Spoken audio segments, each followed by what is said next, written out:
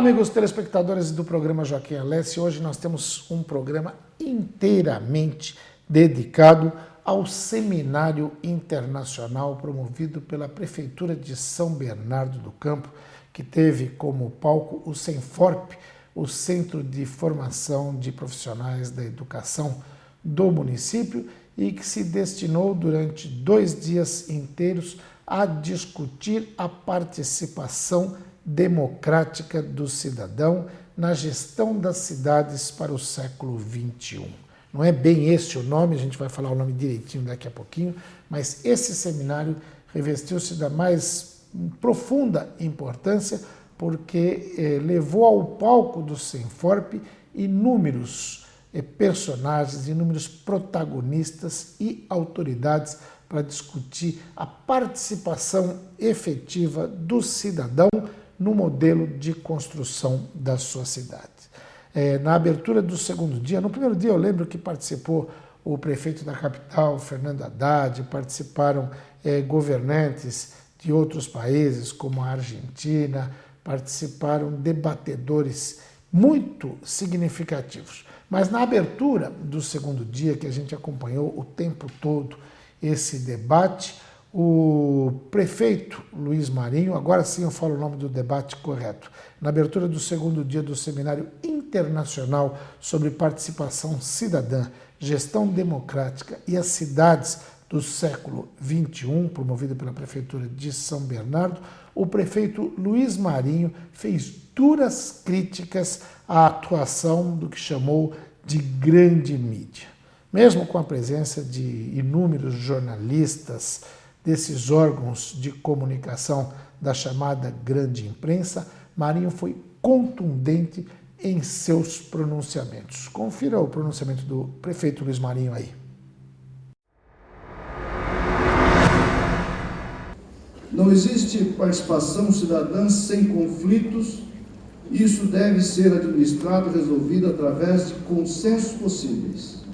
A busca do consenso, ela sempre é uma necessidade na sociedade, mas nem sempre consenso é possível, portanto é preciso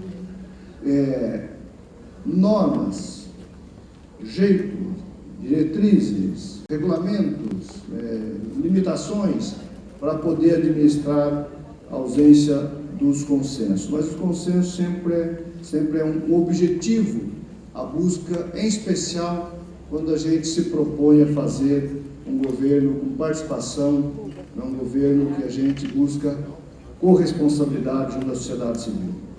Agora, o maior desafio que todos nós temos que superar é a luta entre o individualismo e o coletivo. O individualismo colocado de forma exacerbada, em especial pelos meios grandes, as grandes mídias, o show mediático, o massacre mediático no dia a dia, enfim. Nós estamos vivendo uma fase onde a grande mídia, ela não informa muitas vezes ela desinforma, ela não constrói, ela destrói, e muitas vezes uma situação fica, vários momentos, onde você tem pessoas, lideranças importantes, ela é massacrada por meses. Depois chega à conclusão que aquela pessoa é inocente, e a inocência vem no rodapé da página quando vem. Era preciso também recuperar a imagem de gente destruída ao longo do tempo de forma injusta. Isso nós estamos assistindo cada vez mais presente. Então, a irresponsabilidade da grande mídia é um grande fato. Ontem foi falado aqui em uma das mesas o papel da comunicação e o papel maléfico que muitas vezes a comunicação empreende na vida da sociedade brasileira. Então, eu queria aqui registrar também essa minha reflexão sobre o papel dos meios de comunicação, da grande irresponsabilidade, muitas vezes, que eles acometem nas nossas vidas.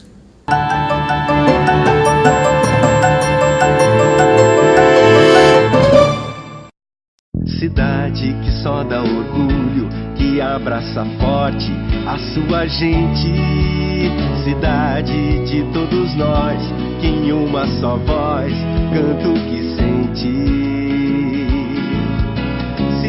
sociedade que pensa o presente, que planta o futuro, que segue em frente, que desenvolve, que cuida, que faz diferente. É só felicidade em cada casa, em cada olhar, em cada coração. A nossa São Caetano, cidade bonita, é nossa paixão. É só felicidade em cada casa, em cada olhar, em cada coração. A nossa São Caetano, cidade bonita, é nossa paixão.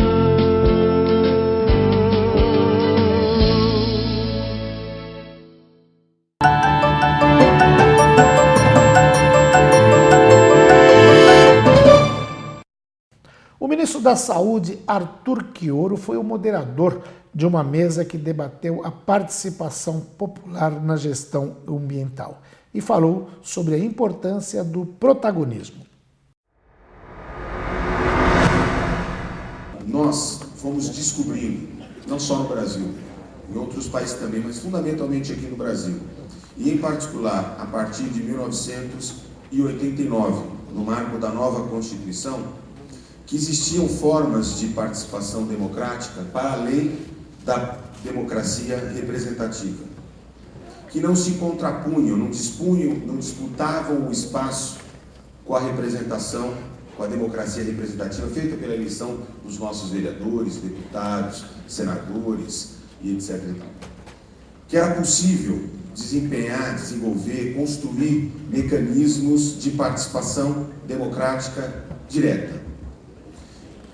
Na história, talvez o exemplo mais simbólico, mais característico dessa forma de participação são os plebiscitos, muito utilizado no passado. Quando a gente estuda a história da Grécia, por exemplo, era uma das formas, mas muitas comunidades tribais, muitas comunidades que foram se desenvolvendo, né, eles tinham esta característica, ainda que fortemente marcado por diferenças de classe, porque é claro que nessas formas de representação os escravos não tinham, né, a mesma voz, o mesmo direito. Então, a chamada democracia direta, ela já nasce marcada por diferenças e por desafios em dar voz, em dar o espaço, em fazer a inclusão de todos e todas. E nem sempre foi assim.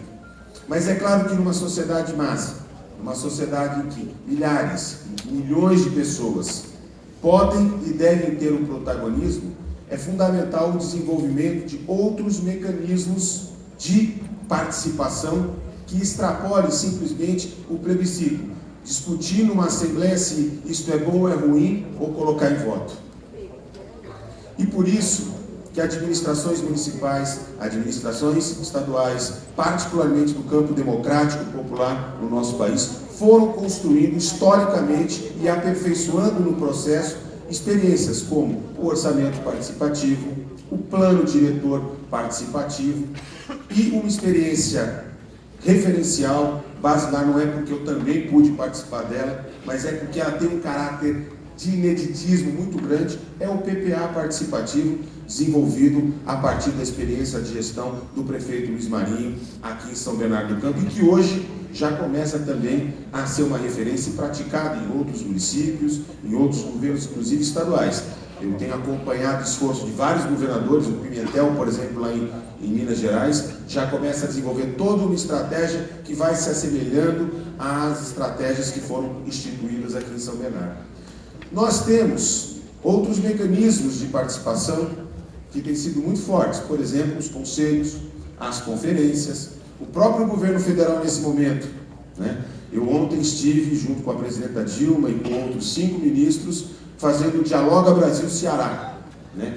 Utilizando fundamentalmente um espaço das tecnologias de informação e porque cada brasileiro e brasileira pode participar, dar a sua contribuição, discutir o futuro do Brasil a partir de temas propostos utilizando as ferramentas digitais. Todas essas experiências têm proporcionado um acúmulo muito significativo de práticas concretas, em que se procura dar voz, vocalizar os diferentes segmentos da sociedade e não aqueles que tem os instrumentos formais de poder instituídos, como entidades corporativas, empresariais, o controle dos meios de comunicação e que, portanto, vocalizam muitas vezes como se fossem as únicas vozes ou as vozes que falassem por todas as vozes mais diversas possíveis. Vitor Huerta Arroyo, coordenador do projeto Protagonistas, também ocupou o palco para explicar a construção desse trabalho. A participação, assim como a liberdade e a democracia, entre outras, elas têm construção, eles têm acabado, ele está sempre se fazendo, mas ao mesmo tempo está sempre pronto. Assim são os melhores planejamentos, né? Planejamentos que se fazem todos os dias, que sempre estão acabados, mas estamos sempre na construção contínua. Identificamos também que somos responsáveis e ao mesmo tempo vítimas de uma série de tensões que prejudicam a utopia da sociedade desejada. Somos desconfiados e, paradoxalmente, profundamente influenciáveis. Observamos nas nossas casas o preconceito abrindo as nossas janelas. Culpamos sempre os outros, os corruptos são os outros, ou como diria Sartre, o inferno são os outros. Priorizamos o curto prazo, priorizamos os direitos sobre os deveres, os saberes técnicos sobre os saberes leigos. A leitura integrada da cidade é um desafio, a parte parece que é maior do que o todo. Finalmente, essa mesma história, quando contada desde a metade, ainda carrega a preocupação e o desassossego da equipe responsável pela pesquisa, pois a figura, alguma vez romântica, do batateiro se desmistificava pela nossa imagem refletida no espelho, nua, com as cicatrizes e as marcas dos nossos hábitos. Assim também identificamos duas forças invisíveis, uma estrutura forte, comportamental, que funciona tanto em indivíduos como em instituições, e um tipo de inércia difícil de vencer que faz que essa estrutura se mantenha. É o velho mito do Sísifo, condenado a carregar aquela pedra pela montanha, né, vê-la rodar para baixo e carregá-la novamente, né, num ciclo que se repete infinitamente até a chegada da redenção emancipatória. Esse recurso capaz de reverter o ciclo é certamente a participação, não apenas como forma de conseguir melhores planos, mas como instrumento de conseguir melhores pessoas, de transformar indivíduos em cidadãos, de liberar a sociedade das suas serventias. A nossa é uma sociedade chamada a ocupar o seu lugar na história, certamente, e justamente esse é o lugar que estamos aqui construindo juntos. A essas pessoas que nos ajudarão a construir a base do conhecimento são aquelas que definimos hoje como protagonistas. Aqui conosco está Dona Maria, do bairro da Vila São Pedro, Dom Pedro, do bairro Taboão, e Dom Antônio, do bairro Assunção. Eles representam um grupo maior que está aqui no auditório e a outros que anonimamente produzem a cidade e que, a partir da sua sabedoria, paciência e carinho, fizeram que este grande projeto tivesse o sucesso que já tem. Né? Muito obrigado por nos inspirar, muito obrigado por estar aqui conosco, né? Muito obrigado por fazermos aquecer o coração. Né? Aqui os companheiros, na verdade, eles estão mais próximos da gente do que vocês imaginam. Né? Às vezes um auditório pode até atemorizar, né? Mas a vida é muito mais dura, a vida é muito mais atemorizante e nós conseguimos superar isso muito facilmente, é verdade. Eu peço, por favor, a Dona Maria, para que você nos dê uma pequena saudação e nos fale um pouquinho, Dona Maria. Sim?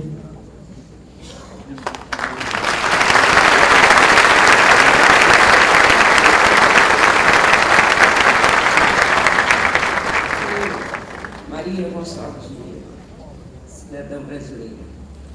Depois de muita luta e muita caminhada, eu sou uma pessoa orgulhosa do meu município, do meu país. E não desisto.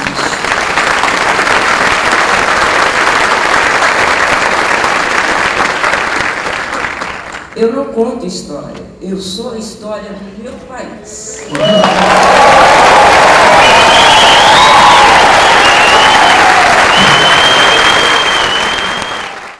Mas o protagonista que se destacou foi o senhor Antônio, do bairro Assunção.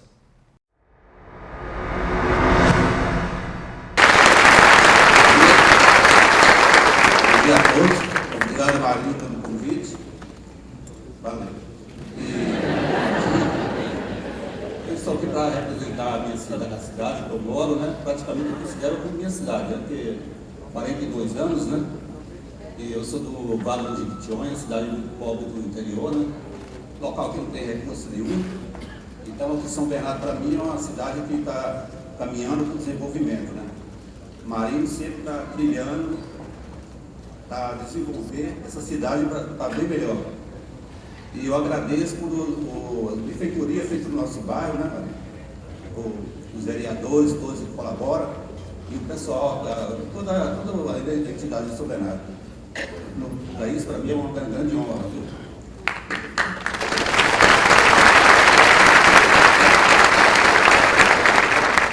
E tenho muito que falar sobre a saúde também, né?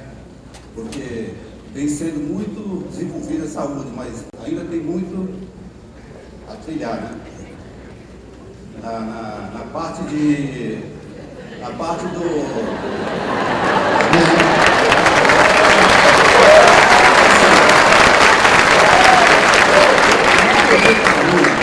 não porque tá péssimo. Antes era pior, né?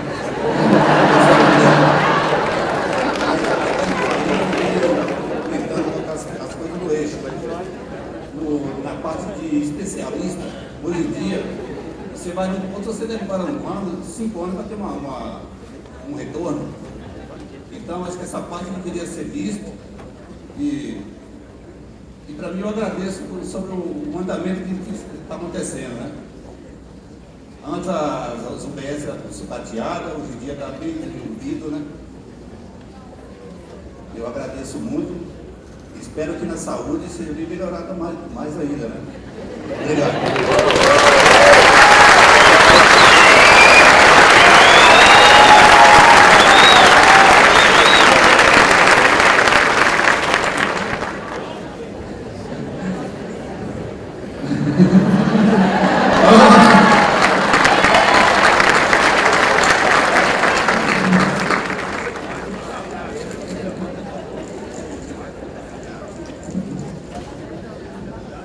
Só um detalhe, quando eu entrevistei a seu Antônio, me chamou a atenção que na casa dele, as paredes estão cheias de quadros, com as casinhas bonitas, né, com uma vista do rio, e ele falava...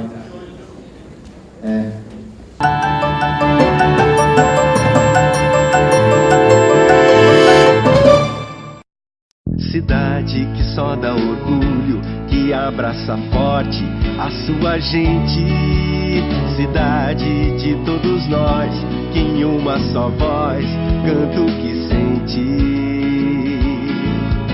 Cidade que pensa o presente, que planta o futuro, que segue em frente, que desenvolve, que cuida e faz diferente.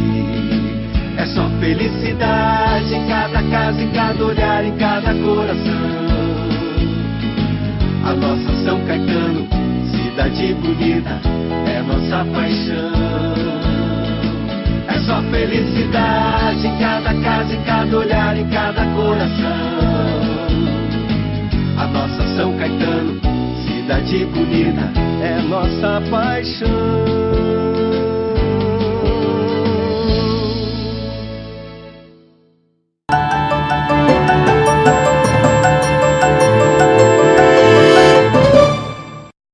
Vocês viram aí que o prefeito Luiz Marinho subiu ao palco para abraçar e cumprimentar o seu Antônio depois de ele falar que precisa melhorar muito a questão da saúde pública, e o prefeito foi seguido pelo ministro Arthur Quioro.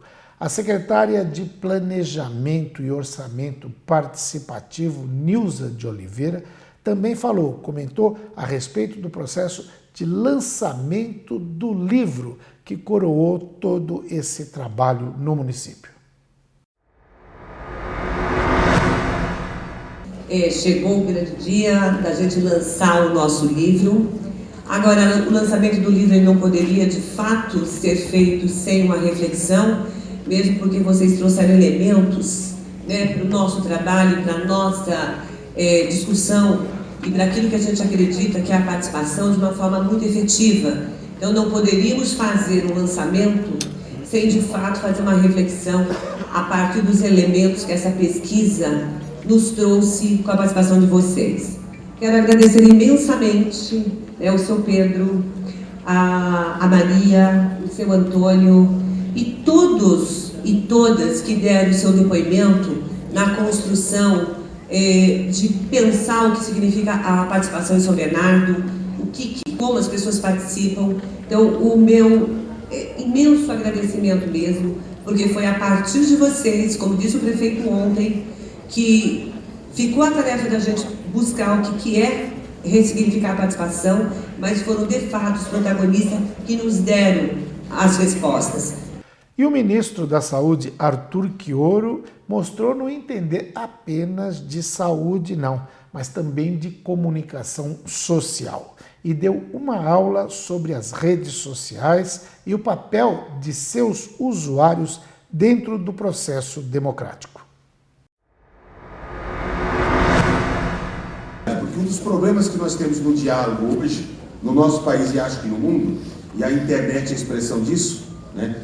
Quando a internet surgiu, a gente ouvia dizer que a internet ia romper todas as barreiras da intolerância e que todas as visões de mundo iam se contrapor, porque não haveria limite para segurar a informação, não haveria censura. E o que a gente observa hoje, nos nossos WhatsApps, nos nossos grupos, nas nossas trocas, é que nós fomos nos encontrando nos guetos. A internet, as mídias sociais também estão virando guetos.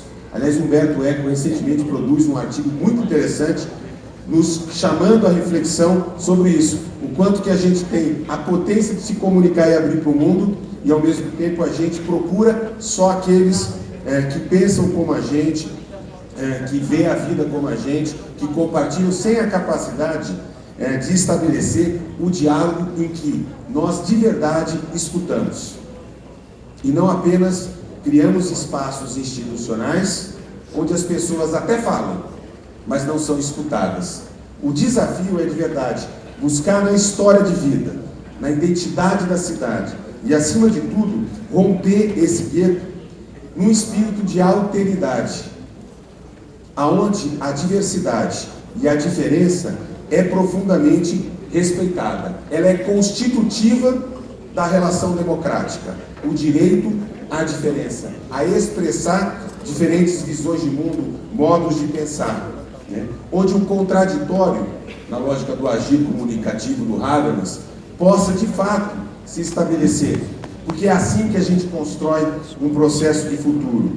Mas ele tem que ser pautado sobre alguns princípios, em particular uma visão ético-política, que é o do compromisso com o futuro, o compromisso com a democracia, o compromisso com o respeito e o direito do próximo, né, de ter os seus direitos também respeitados. É um compromisso individual, mas acima de tudo um compromisso que emerge na dimensão do coletivo, né?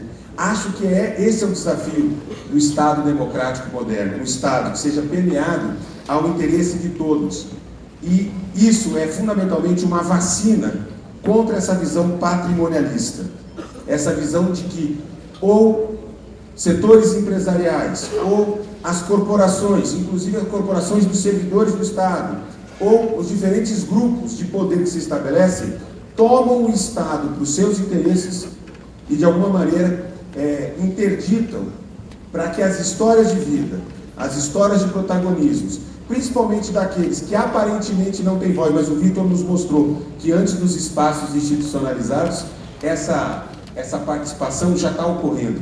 Ela já está forçando a barreira das instituições, quebrando as margens dos rios, como dizia o poeta, né?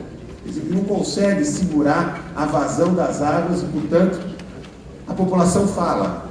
Ele fala para o ministro e diz assim: a saúde não está boa, eu quero mais. É isso mesmo. Me incomodaria demais, e eu tenho certeza que a Odete Marinho, como secretário de saúde, o governo de São Bernardo, pensa o seguinte: se a gente chamar essas pessoas para dialogar com a gente, só para dizer que a gente está maravilhoso, que já fez tudo que já tinha que ter feito, é claro que a gente tem uma visão histórica de como estava, aonde nós já chegamos e aonde a gente quer chegar. Mas se for uma visão do burocrata, se for uma visão do gestor que é incapaz de olhar para o cidadão que está lá na ponta e dizer assim: não está bom, não está do jeito que eu quero, não está no tempo que eu quero, não tenho o acesso que eu quero, não sou respeitado do jeito que eu quero, É isso, a grande conquista da democracia é que as pessoas param de achar que política pública é uma dádiva de Deus que cai do céu, até um favor que é prestado pelo Estado, pelo agente do Estado, e que não é o direito dele. Portanto, numa cidade onde um cidadão é chamado para conversar e diz para o ministro, e diz para o prefeito, e diz para a secretária, diz para todo mundo que não está bom, é uma demonstração de protagonismo vigoroso e que tem que ser profundamente respeitado. Isso, particularmente, só me estimula. Semana passada eu estava conversando com a presidenta Dilma, porque nós estamos fazendo esse Dialoga Brasil, viajando o Brasil inteiro, né? E eu disse para ela o seguinte: eu começo todas as minhas falas, quem viu pela televisão, quem vai acompanhar, nós vamos vir para São Paulo, muitos de vocês vão participar, eu sempre começo assim, né? O SUS é uma grande conquista, esse copo não vai ajudar muito, mas quando a gente pega um copo transparente, dá para fazer uma bela figura de linguagem. Até 88 o copo estava vazio, o brasileiro não tinha direito nenhum à saúde. Aí a gente começou a encher o copo, e hoje entrega mais vida. Mas o copo não está cheio. Aliás, esse copo nunca vai estar cheio, porque nós somos portadores de desejos, de sonhos. Nunca acaba. Os sonhos que vocês tiveram quando chegaram a São Bernardo, ou quando vocês eram jovens, não morreram. Eles foram sendo batalhados, construídos, e foram se ressignificando em novos sonhos. Uma cidade como São Bernardo tem que ter essa capacidade. A grande questão é o seguinte: é o nosso compromisso com a justiça social, o nosso compromisso com a democracia, o nosso compromisso com a chamada equidade, que é diferente de igualdade, que é olhar mais para quem mais precisa, é fazer falar quem menos fala, né? Tem um filósofo, eu quero terminar com isso, que ele diz uma coisa muito bonita. Ele diz o seguinte: nós somos co-construtores do universo.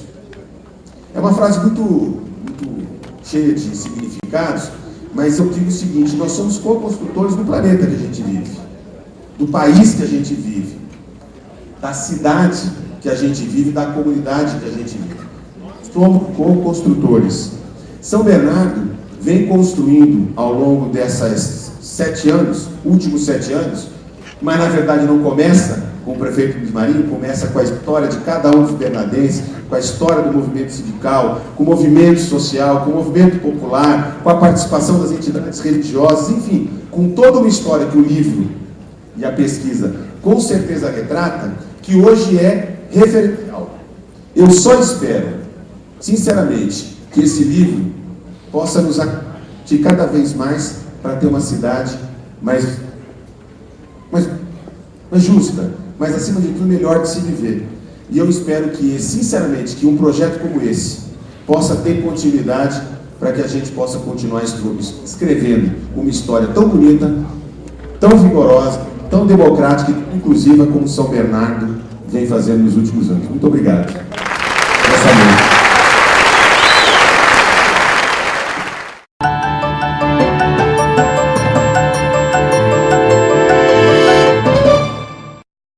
Cidade que só dá orgulho, que abraça forte a sua gente. Cidade de todos nós, que em uma só voz canta o que sente. Cidade que pensa o presente, que planta o futuro, que segue em frente, que desenvolve, que cuida, que faz diferente. É só felicidade em cada casa, em cada olhar, em cada coração. A nossa São Caetano, cidade bonita, é nossa paixão. É só felicidade em cada casa, em cada olhar, em cada coração. A nossa São Caetano, cidade bonita, é nossa paixão.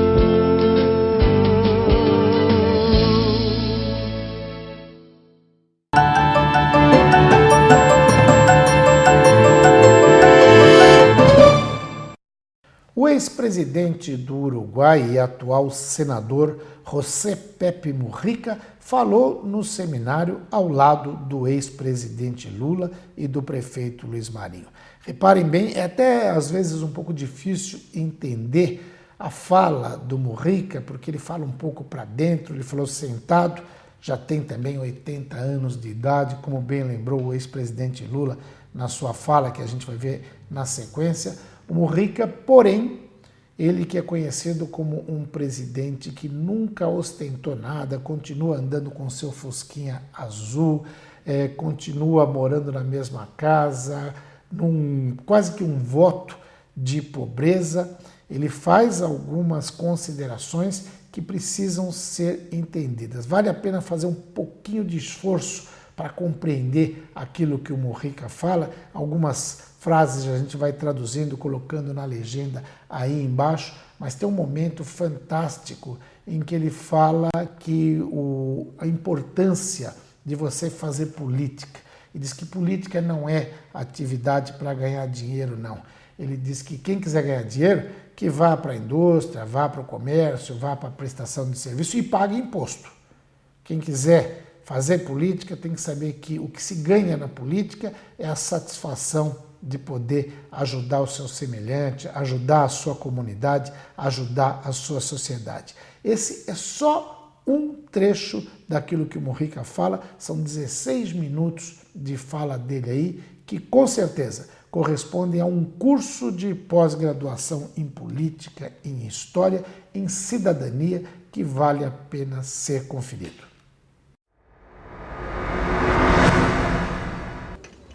Amigos, tengo que hablar despacio para que pueda ser entendido.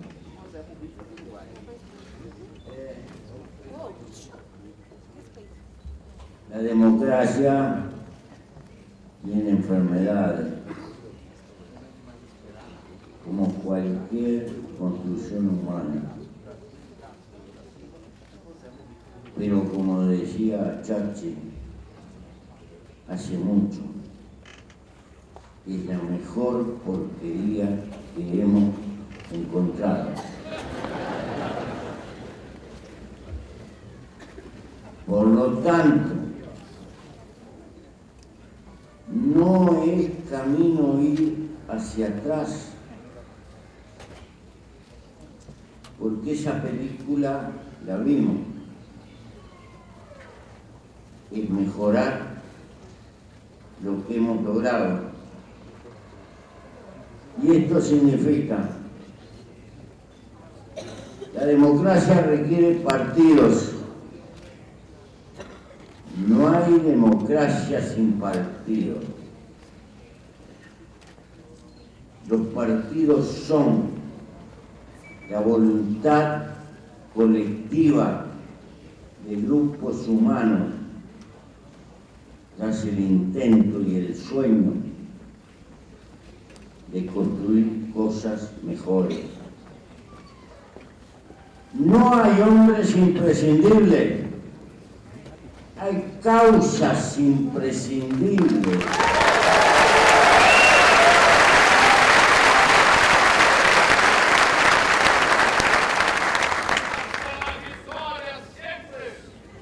Por grande que sea un dirigente,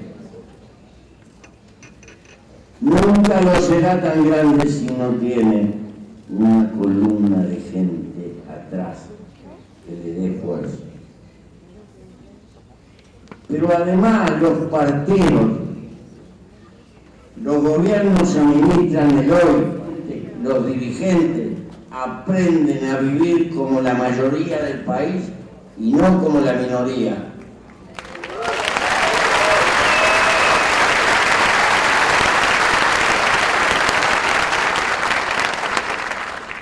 No podemos cambiar el mundo, pero tal vez podemos cambiar un poco nosotros. Y si nosotros empezamos a cambiar, sobre todo los que están en los partidos, y se entiende que un partido no se viene a hacer plata, no se viene a enriquecerse, porque la riqueza que buscamos es cariño de la gente, no plata.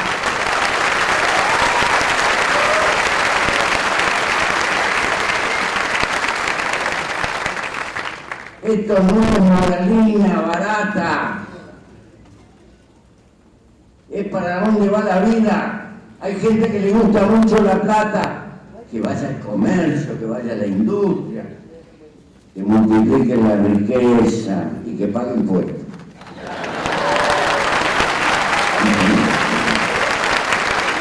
En la política no.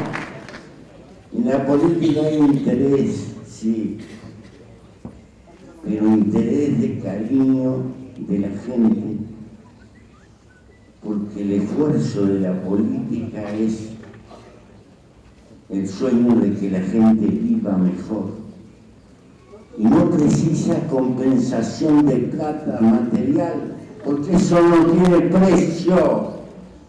No todo es mercadería en el mundo. No todo se vende, no todo se compra. En todas reglas, como la ciudad del Renacimiento, como las de la Liga Asiática, está por lo menos las regaladores son gestoras de civilización. Por ahora son mundos de narcotráfico, selva para el hombre y soledad, tremenda soledad adentro de la multitud. El organismo del futuro tendrá mucho que discutir. Por suerte yo no voy pronto, porque hay unos locos que están pensando en una ciudad de 100 millones de habitantes allá por China.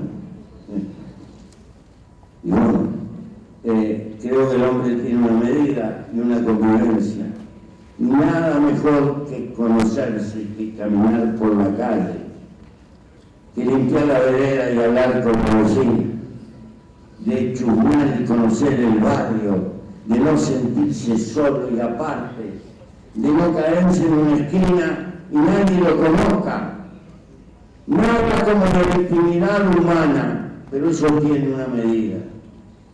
Por eso creo que los partidos y las organizaciones sociales pueden contribuir a crear comunidad adentro de la multitud. Termino. Para los aymaras pobres, pobre es el que no tiene comunidad. Puede vivir adentro de una ciudad gigantesca y estar más solo que un hongo. Y no hay peor castigo que la soledad. Gracias.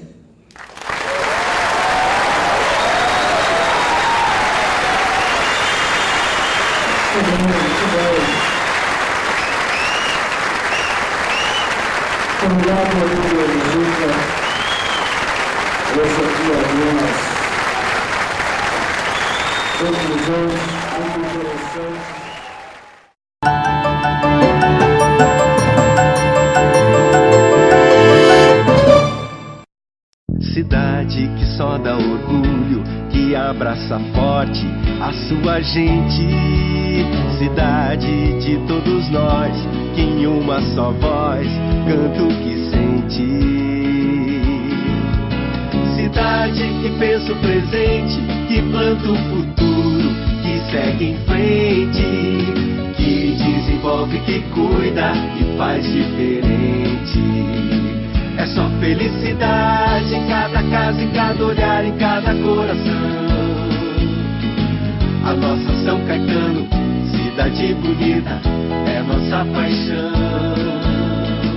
É só felicidade em cada casa, em cada olhar, em cada coração. A nossa São Caetano, cidade bonita, é nossa paixão.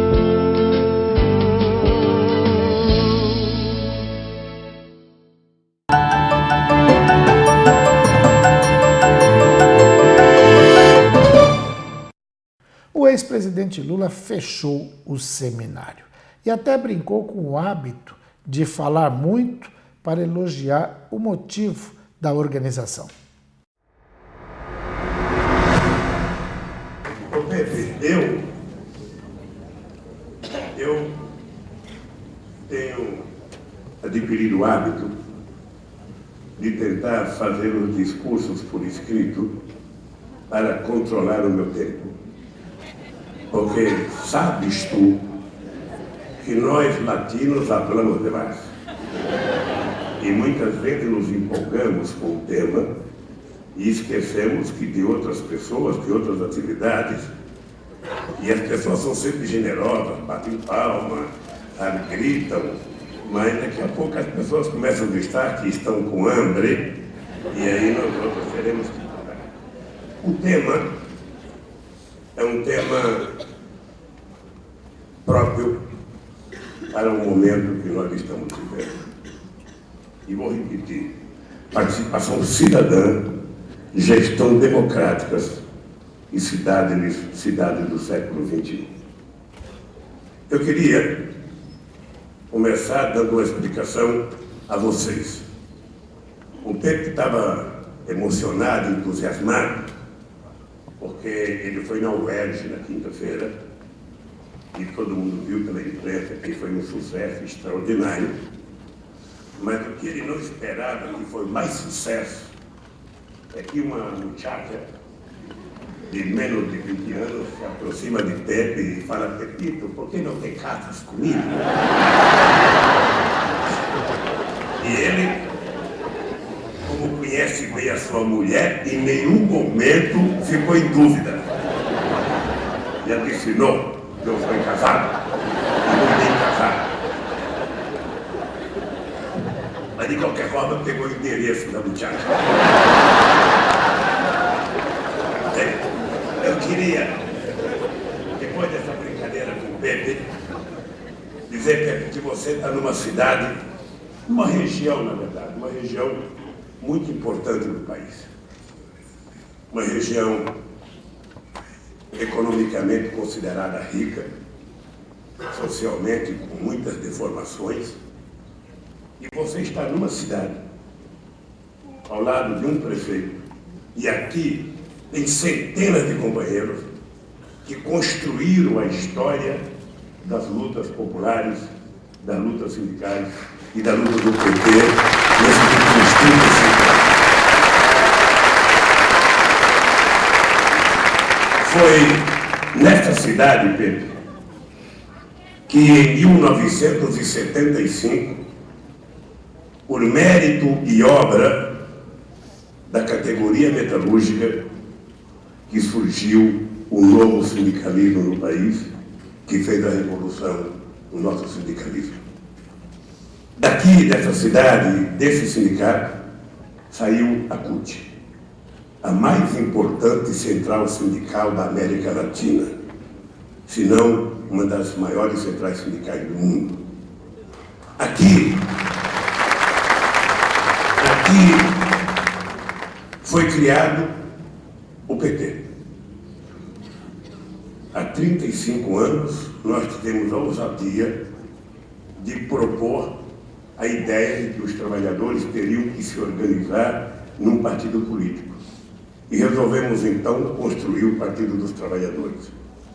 Na época, nós enfrentamos muita adversidade, porque tinha muitos partidos de esquerda, alguns na clandestinidade, que se achavam os representantes dos trabalhadores. E o PT, então, surge como se fosse um partido divisionista. Ou seja, nós estávamos dividindo o que não existia, porque não existia Partido dos Trabalhadores nesse país. E eu descobri isso quando eu fui no Congresso Nacional, em 1978, porque o governo da época fez uma lei para criar as categorias essenciais, que eram as categorias que não podiam fazer greve. Professores não podiam fazer greve, frentista de posto de gasolina não podia fazer greve, bancários não podiam fazer greve. E nós fomos nos insurgir contra essa lei.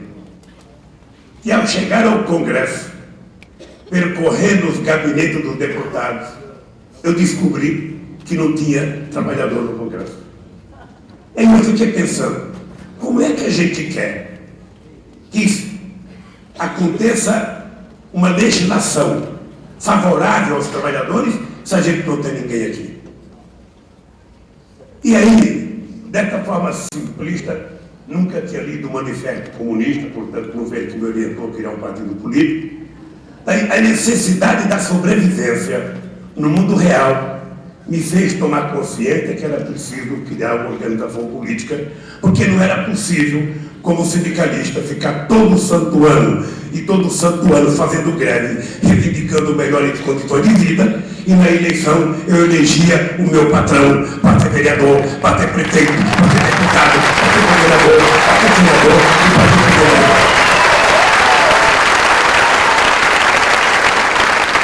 Lula lembrou da formação do PT, quando os militantes tinham que sair às ruas, caçando filiados, assinaturas, porque era exigido um número muito grande de adesão para que se pudesse formar um partido político.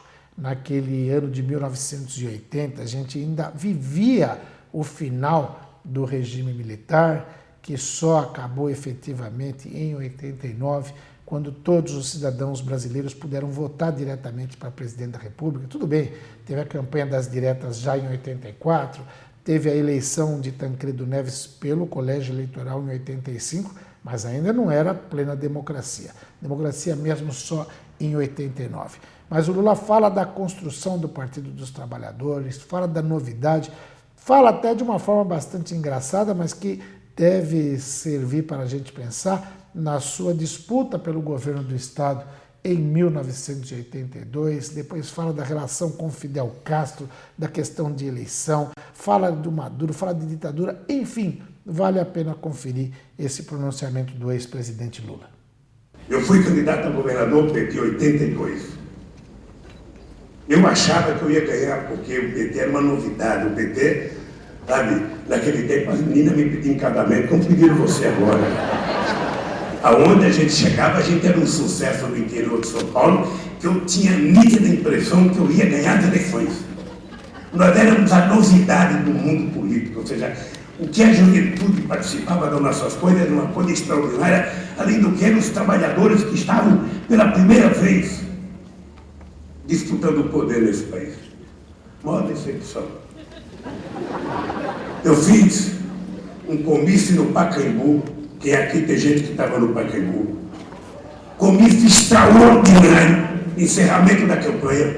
Eu saí de lá, tinha um jornal que publicou uma pesquisa. Lula tem 10% dos votos. Eu já falei, esse jornal é da burguesia. Esse jornal está mentindo. O patronato não quer que eu ganhe as eleições. E não é que eu só tive 10% mesmo. Eu fiquei frustrado, eu fui o quarto colocado. Eu pensei que o mundo tinha acabado.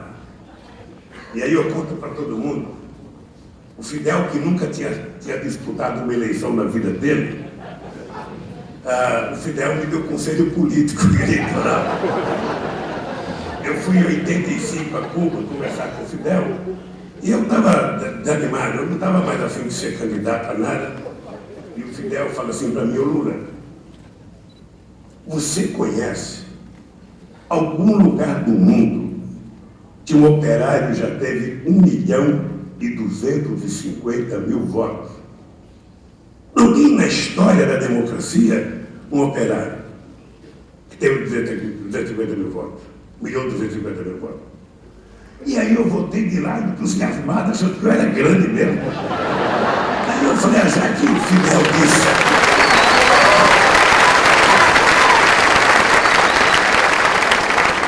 Aí eu voltei, eu fiquei pensando, esse Fidel é um metido, porque ele nunca disputou eleição, nem para a juventude socialista lá em Cuba, como é que ele vai dar palpite? Perguntar no que eu quero é que a perseverança e o ímpeto de luta desse povo fez com que a gente criasse, em pouco tempo, o partido de esquerda mais importante da América Latina, o maior partido, e que a gente pudesse chegar ao poder com 20 anos de existência desse partido, e que a gente conseguisse fazer uma revolução, sabe, silenciosa nesse país. E só conseguimos fazer isso, Pepe, por conta das nossas prefeituras. Foram as nossas cidades, A primeira que nós ganhamos em 1982. A primeira. Que foi Diadema. Que nos ensinou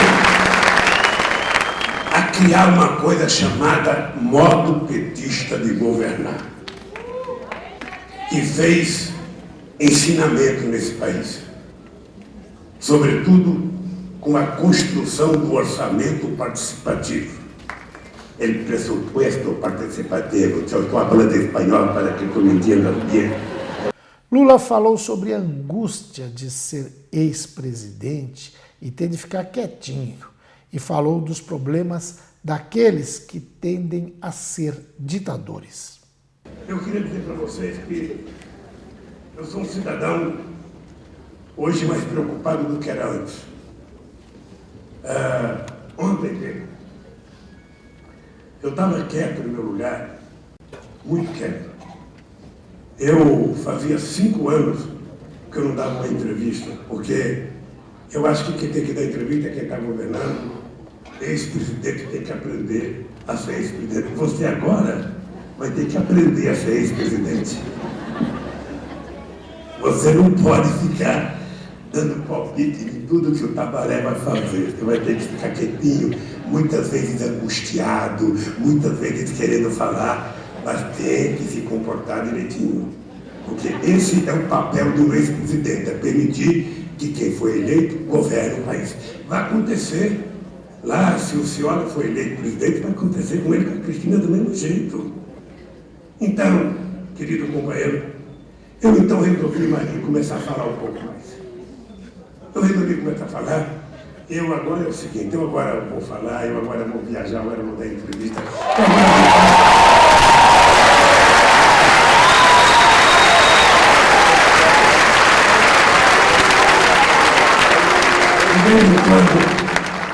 De vez em quando a direita desse país, de vez em quando a direita reacionária desse país, eles resolvem dizer o seguinte: o Lula está morto. O Lula já era. E eu vou dizer para eles, eu concordo plenamente de uma frase que você falou.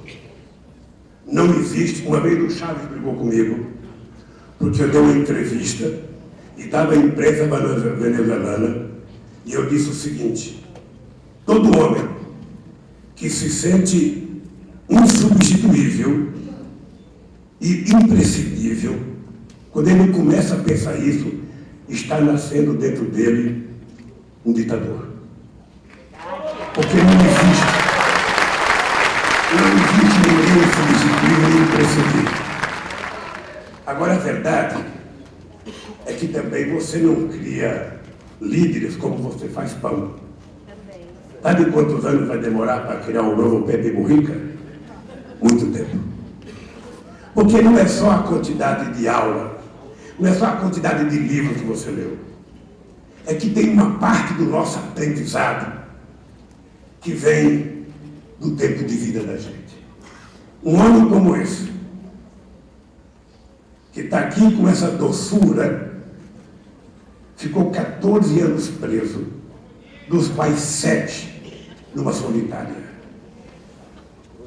Então, um companheiro como esse, com a sabedoria que ele acumulou, a gente não acumula na universidade. A gente acumula com o tempo. Caindo, levantando, apanhando, batendo. Então,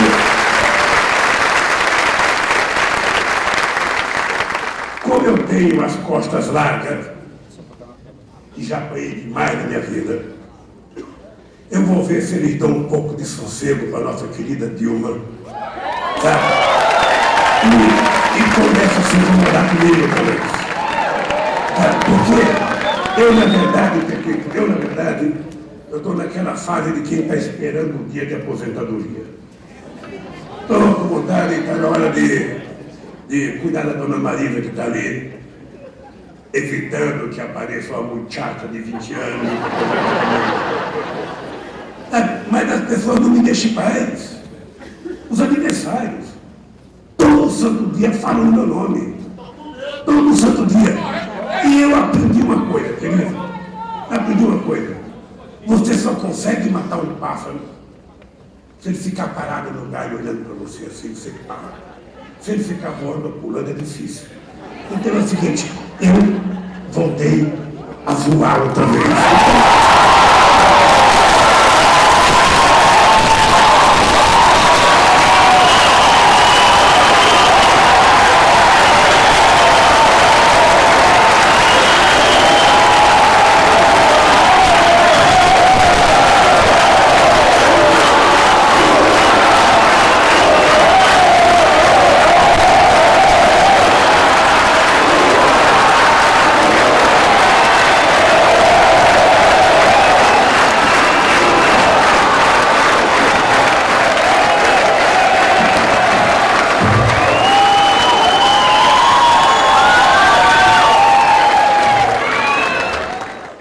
Muito bem, amigos telespectadores do programa Joaquim Alessi, eu considero que este programa é histórico. Seja para quem gosta ou quem não gosta do PT, para quem gosta ou quem não gosta do ex-presidente Lula.